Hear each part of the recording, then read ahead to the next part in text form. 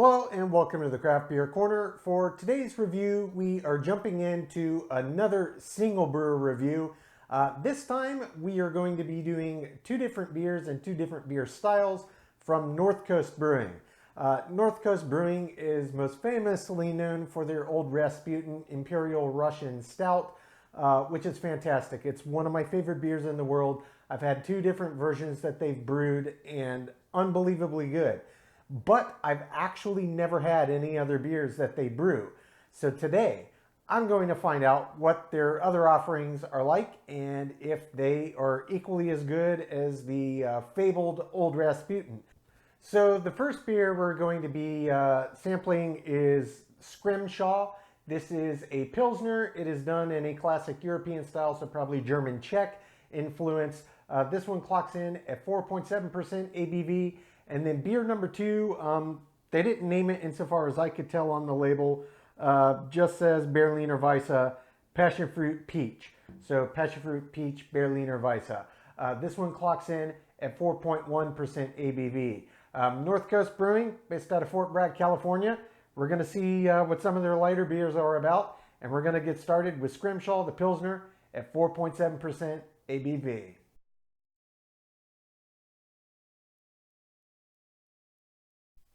Okay, jump in right into our first beer of today's North Coast Brewing review. This is Scrimshaw. Their Pilsner clocks in at 4.7% ABV. Again, they're based out of Fort Bragg, California. Now, there is a little something written on the label up top. I haven't even read it yet. Named for the delicate engravings of the 19th century seafarers. It's a fresh-tasting Pilsner-style beer brewed in the finest European traditions. Subtle hop character, clean, crisp palate, and a dry finish, which does aptly describe a classic or Czech Pilsner, German or Czech Pilsner. So let's go ahead and get this cracked here. On the label, it's got a Scrimshaw. That's what they were describing, the ornate carvings on ivory. That appears to be of a large whale. It looks more like a sperm whale than a blue whale, but the belly looks kind of blue whale-like, which is interesting, but that's okay. Let's get this cracked. All right, and poured right into the glass.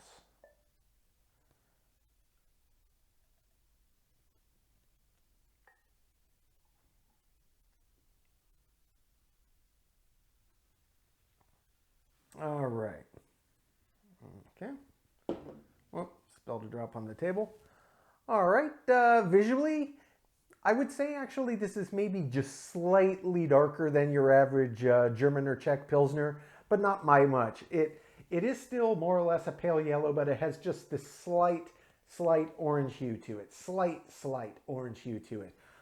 In terms of carbonation, it pretty much looks exactly as I would expect it to. Very tiny, fine, and carbonation bubbles, and it's quite active. Looking at the head, that's a classic Pils head. It appears to be quite thick. It's quite creamy. And again, this active carbonation of those really fine bubbles, that does tend to happen. Let's give this a sniff.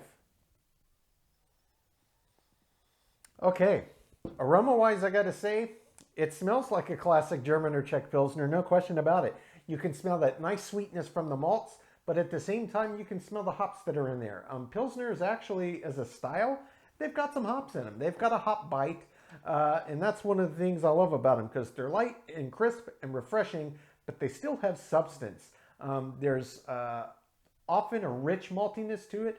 Sometimes there's a sweet maltiness to it, and then you get this nice, classic, earthy, bitter hop that's almost 100% of how they would be done using classic European hops. Noble hops are the most common. Obviously, those are all German and Czech as well. Nonetheless, let's go ahead and jump right in. That head is holding beautifully. Let's give it a sip.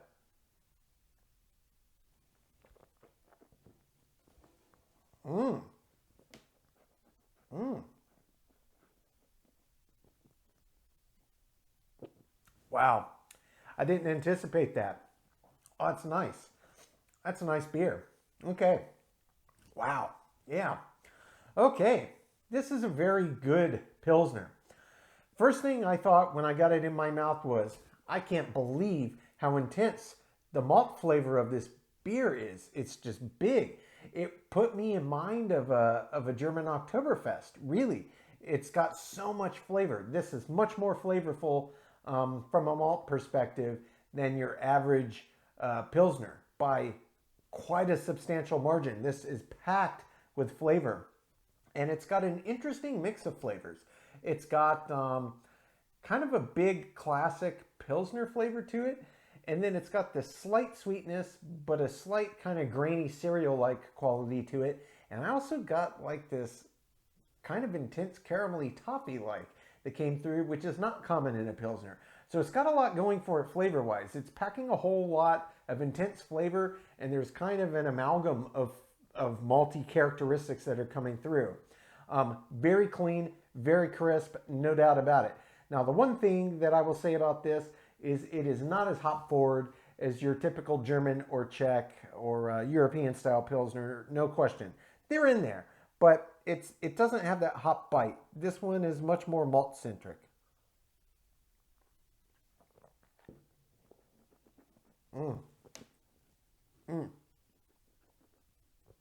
That is so flavorful. Body, a 4.7 feels much heavier than what the ABV would kind of have you think maybe it would be. It's got some substance to it. I would say it's medium for sure. And at 4.7, that's a really nice area to be. I would say that's textbook. Mouthfeel, classic Pilsner. It's got very, very fine effervescence. So once even just the slightest start of agitation as you let it roll around the palate, it just creams up like crazy. This is no exception. It's got just a textbook Pilsner mouthfeel. Let me jump back in for finish and flavor development.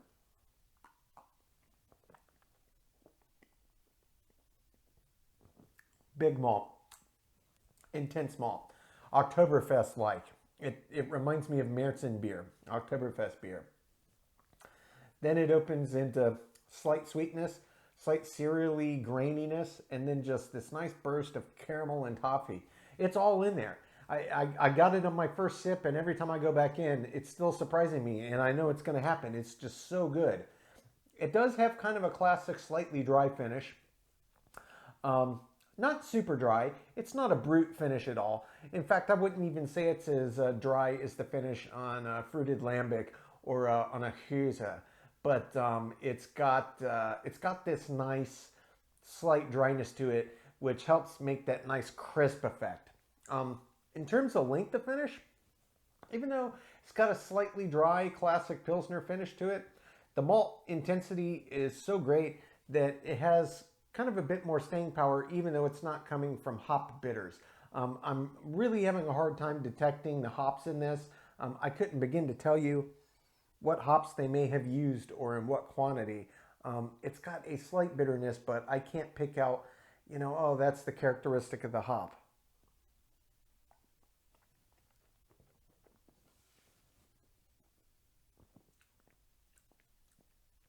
Yeah, it's a good beer. That's a good beer. I like this. I'm going to take my time and sip on this, come up with my scores, and when we come back, we will get to beer number 2. This is the Passionfruit-Peach Berliner Weiße. Doesn't have a name insofar as I could spot, but that one clocks in at 4.1% ABV.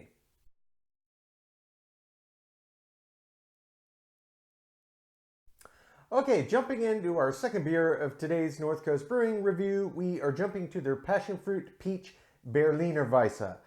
That's what I'm going to call it since it doesn't appear to have a name. I think it's just what the style is. Passionfruit-Peach Berliner Weiße. Label art, it's got a flower. Nothing particularly interesting on there. Looks, like a flower. Don't know what else to say about that, but nonetheless, let's get this one cracked. And clear bottle, so you can already see the color through it, and it is indeed a classic Berliner Weiße appearance. Light yellow. All right.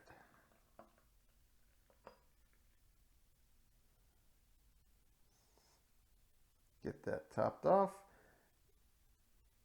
And this one did form a bit of a head, but as is typical with most sours and Berliner Weisses as well, I imagine that is going to clear quite quickly. They tend to be quite effervescent.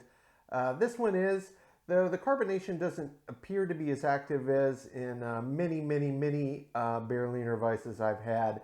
But what it does have is a combination of really super fine and medium-sized carbonation. Yeah, the head's almost completely out of the way now anyway. Let's give this a sniff. Appearance is perfect. Ooh, that smells quite nice. You can smell the classic Berliner Weisse, kind of sour. It's not an intense sour, but it's a sour beer style. And you can smell that classic malt bill, but the dominant aroma that comes through, hands down, is the passion fruit and the peach. You can smell them both, and they both do come through quite strongly on the nose. Certainly, for a lower ABV beer style, which Berliner Weisses tend to be, this one has got a significantly more pronounced aroma than your average one. And I believe that the fruit will have played a very large part in that, but let's jump right in.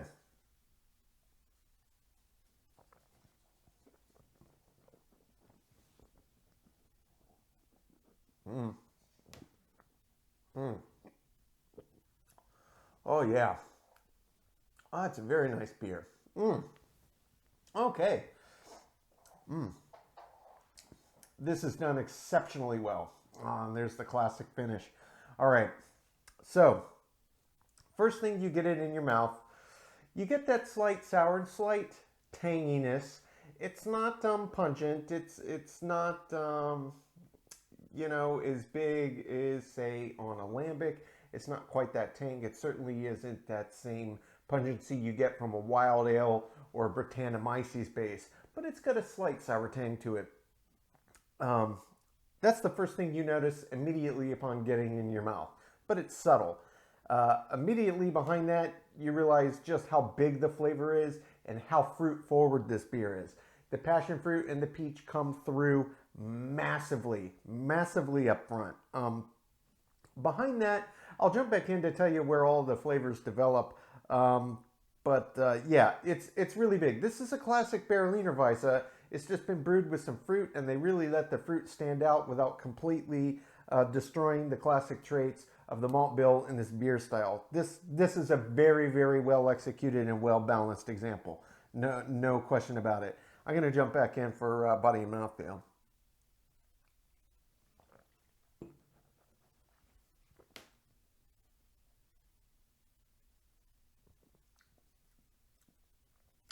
Body is medium light, as expected for a Berliner Weisse at 4.1% ABV. The mouthfeel is not super viscous, but if you start to agitate it around the palate, it gets very creamy very quickly. That's very prototypical of this style. But on the back end, it does have that classic dry finish to it. So it does dry out in the mouth on the end of each sip, which do last pretty long for a Berliner Weisse. It's not a style where the finish is typically particularly long, but this one is longer than average. The fruit flavor really does linger around the palate. So I'm going to jump back in for one more sip so I can tell you how all of these flavors develop and finish out.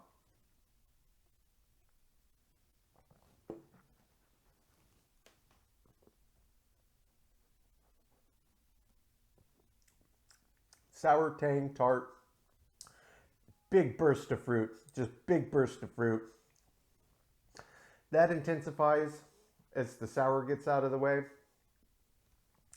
Then about 6 to 7 seconds in, the fruits start to dissipate, and then the malt bill really starts to come through. And it's that classic Berliner Weisse. It's the same as with the Gose. It's that bready, crusty, kind of biscuity, baked good kind of malt flavor. It's very enjoyable, and it goes so great with the way it finishes kind of dry, and it just kind of accentuates those elements of the malt bill. This is an absolute wonderful example of a Berliner Weisse, and certainly of a fruited Berliner Weisse.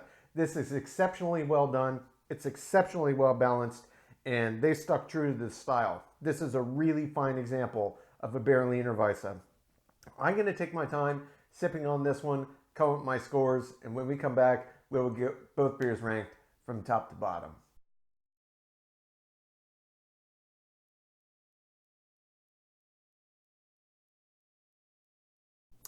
Okay, now that we've gotten to enjoy both of these beers, let's get them ranked.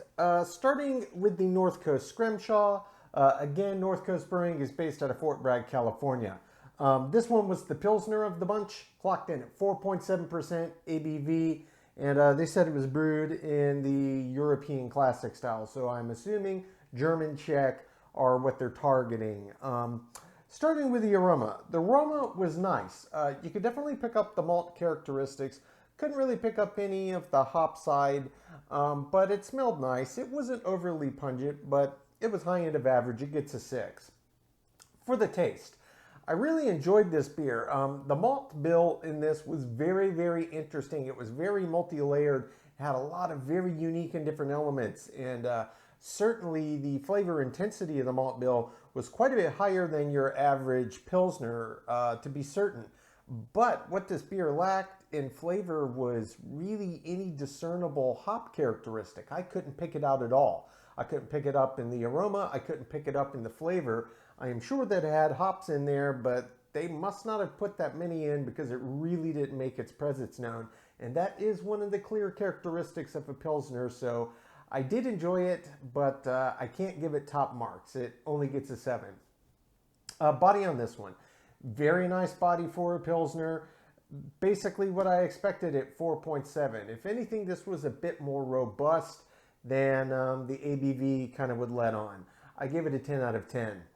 Mouthfeel, just as with the body, it was nice. It was exactly what I anticipated. This had that classic Pilsner malt or mouthfeel, had a decent bit of viscosity to it, got really creamy once it started moving around the palate, and that classic little dryness to the finish. Really all the hallmarks of the mouthfeel you expect from the Pils. It gets a perfect 10. Finish on this one. Very, very long. Indeed, it did have that nice dryness, but I think its lack of hops and having any really discernible bitters kind of did it a disservice because it could have gone longer, but it was a little shorter than I anticipated. I only docked 1 point. I gave it a 9. Head and retention on this. This was perfect Pilsner. Lush, creamy, foamy head. It gets a 10 out of 10.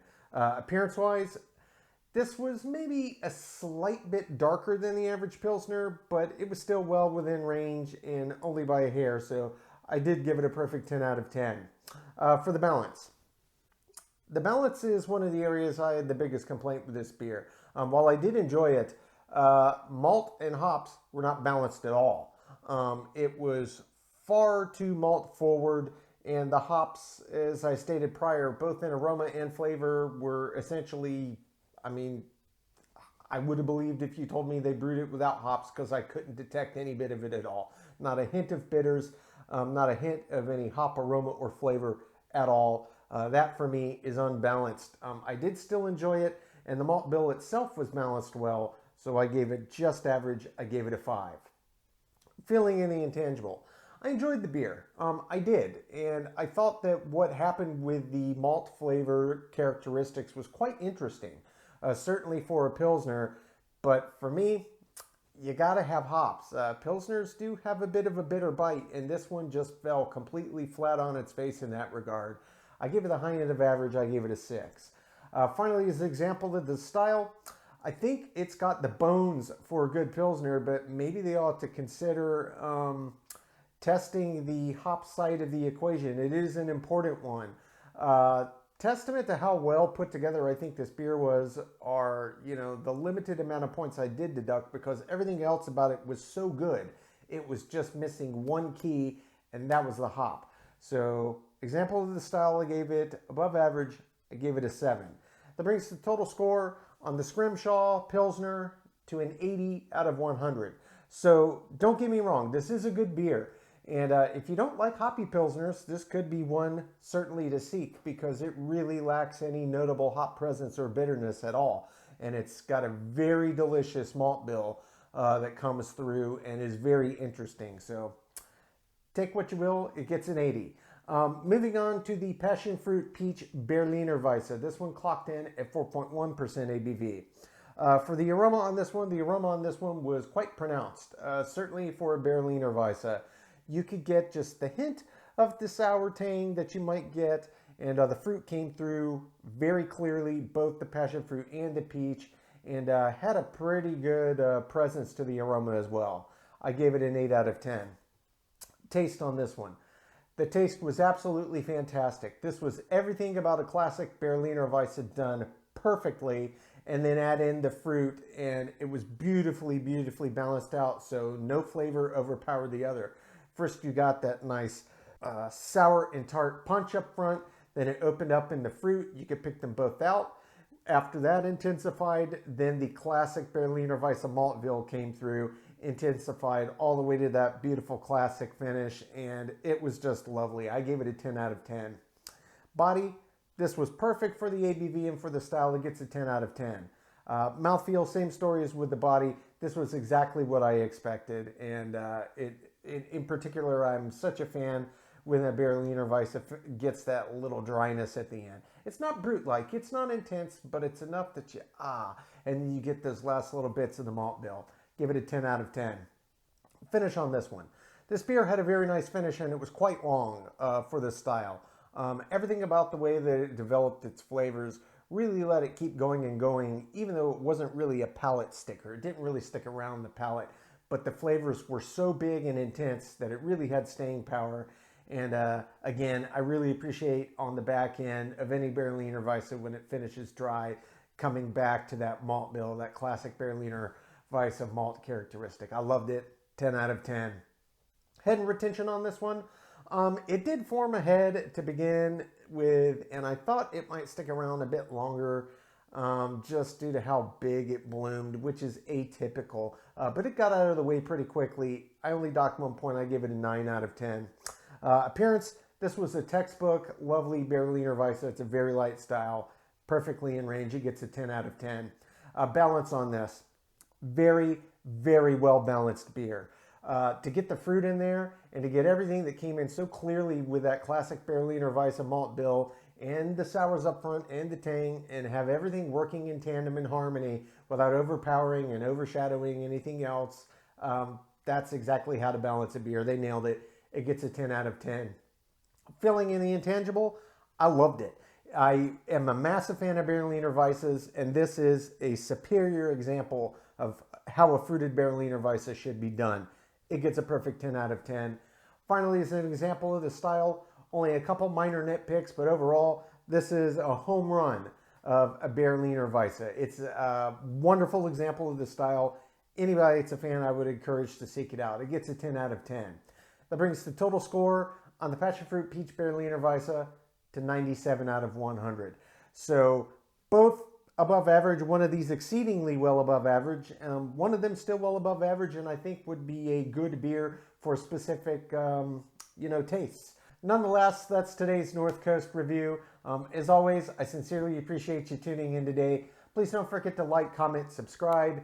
And if you want to stay in the loop when our videos go live to YouTube, you can just click the notification button icon right next to the subscribe button. Until next time, folks, keep it beer, keep it craft. We'll see you on the next one. Cheers.